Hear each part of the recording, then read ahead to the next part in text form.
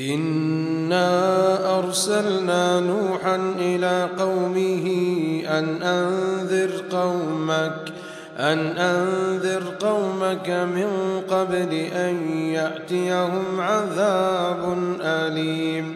قال يا قوم إني لكم نذير مبين أن اعبدوا الله واتقوه وأطيعون يغفر لكم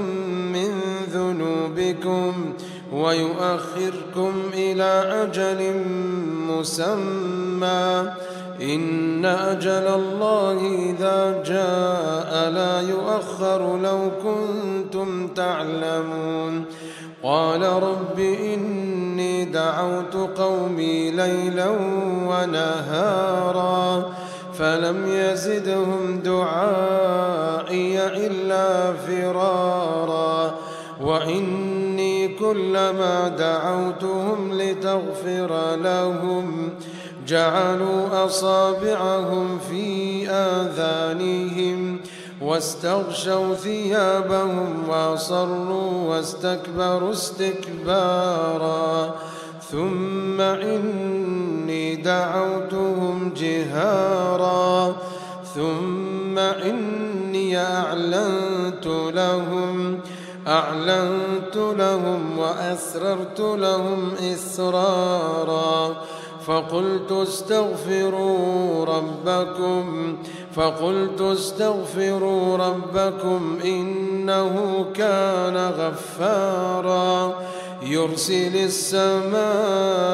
عليكم مدرارا ويمددكم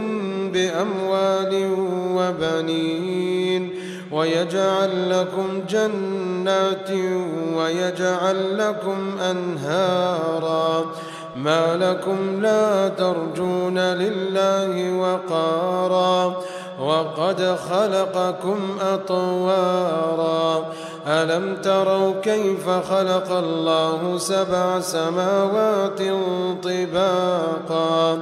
وجعل القمر فيهن نورا وجعل الشمس سراجا والله أنبتكم من الأرض نباتا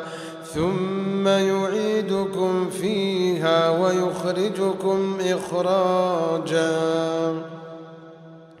والله جعل لكم الأرض بساطا لتسلكوا منها سبلا فجاجا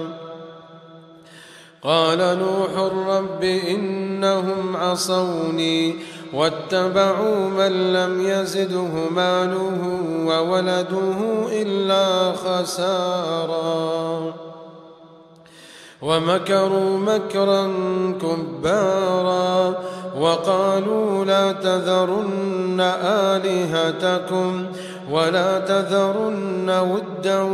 ولا سواعا ولا يغوث ويعوق ونسرا وقد أضلوا كثيرا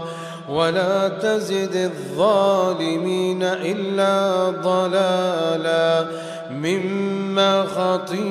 خطيئاتهم أغرقوا فأدخلوا نارا فلم يجدوا لهم من دون الله أنصارا وقال نوح رب لا تذر على الأرض من الكافرين ديارا